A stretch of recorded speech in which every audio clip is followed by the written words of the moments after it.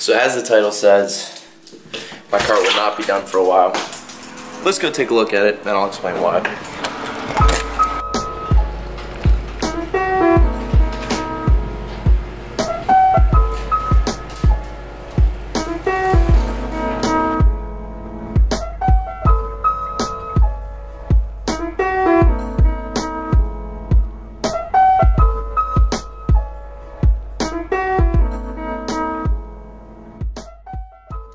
So finally yesterday, after 3 weeks of waiting, I got the final, or what I thought was the final parts.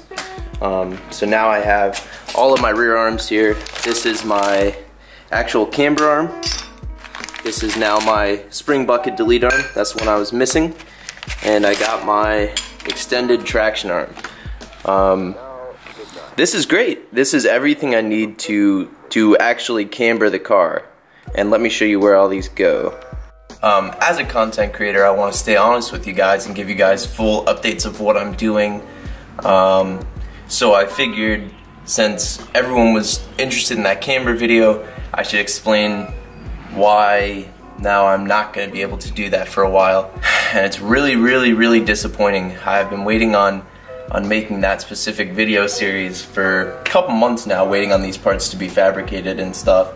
And it's really heartbreaking that I won't get to make them now for another couple months. I'm kind of SOL on this. So make sure my camera's zoomed out. Let me show you where all these arms go now. So the first one here, the biggest arm there, is that spring bucket, and this is my spring bucket delete arm. So this would have went in there, I don't know, something like that, I'm guessing, and it would fit in there. And it is the almost direct replacement, aside from the fact that it is an extended 1.5 inches extra. So you can see that the rear bolts are close to lining up, but they're just a little bit off. And that is because that is extended right there. So that's for more camber to begin with. This arm underneath that you are directly looking at right there is called the camber arm.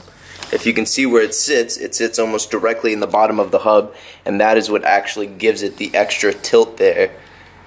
So that is this arm, which is also extended and completed and ready to go in.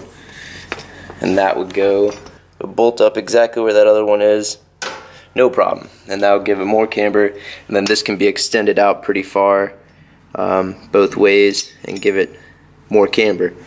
Sadly, I neglected to realize I do not have axle spacers. They make inner ones, which I've shown before when we installed them on Tommy's car. That'll just space out where that bolt goes right there. We'll put a spacer in there. And they make inner ones, which come in from the back of the hub, made by a company called GK Tech in Australia. Sadly, I neglected to think about these things, and I do not have axle spacers. And furthermore, they are all discontinued or back ordered. Now I got all these parts to finish the rear, minus 2 little pieces of metal to space out my axle, and I am SOL. Feels really bad, and I'm glad to have somewhat direction from people working on cars that also somewhat know what they're doing. I've had a lot of good advice, but for some reason I just overlooked it, forgot about it, didn't think about it. I want to just go ahead and install everything, install all the arms at their like absolute minimal setting, and see if I can get it to fit that way, and at least just run all the arms, so when I do want to go big camber, when I find the axle spacers, I can just extend them out. But I'm really worried about shredding through axles and making my car undrivable.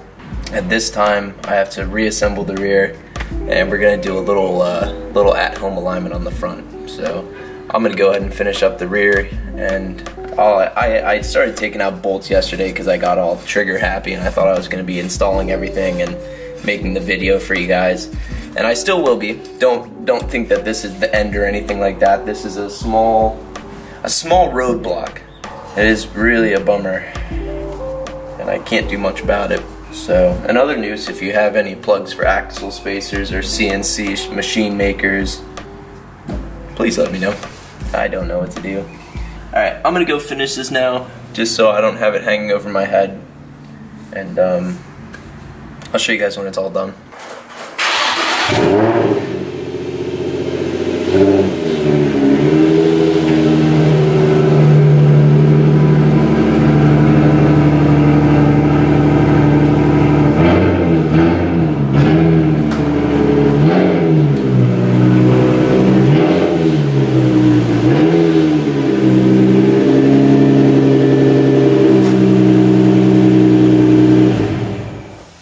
If you're wondering why I did that, that was just to get the front wheels and the steering wheel straight. So now I'm going to jack it up in the front and try to find some string or some wire real quick. Let me just say, I think my rear is towed in a hair on both sides. So my alignment might not end up perfect today, but we'll get it pretty close. We'll get it as close as I can at home.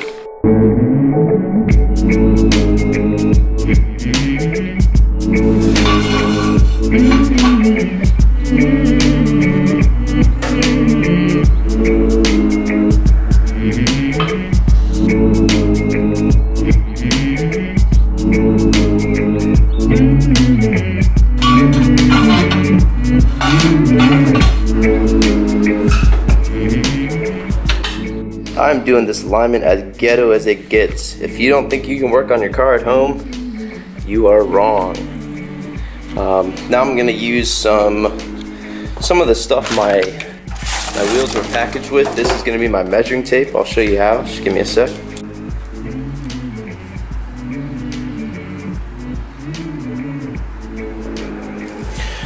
Alright, and now we got our measuring stick. I can take this and say, look at that, it's about 0.5 away from the wheel. Whereas in the back here, I'm sure the gap is much smaller. Yeah, not quite there. So we're gonna pull it out a little more.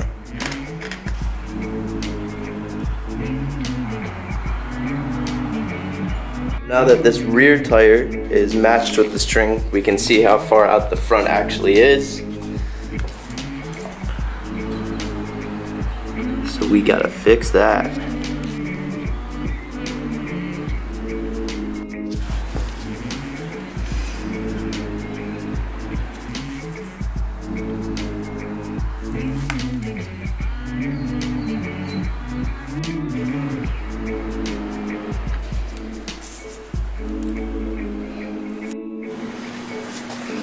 Right here we got just a hair over the 5 line there. We got a little bit more over the ½ inch line, but it's an at-home alignment. I do want to disclaim this all by saying this is an at-home alignment. This is not a substitute for a real alignment. Real alignments measure in such specific accuracy with lasers that I cannot even come close to matching that. I mean, the amount they're measuring is like a 1/10 of a degree. If you think of 360 degrees, a full circle, they're measuring not just one to 10 degrees, they're measuring a 1/10 of a degree. So there's literally no way I can get it perfect here. I'm just trying to make the car drivable. You saw how far it was out before, so hopefully this will make it a lot more drivable, but not a replacement for a real alignment. It's like maybe a street car alignment or something, and I know they have alignment plates or toe plates that you can buy on different websites from like Westwood or something, but it does not substitute for using a real laser machine in my opinion.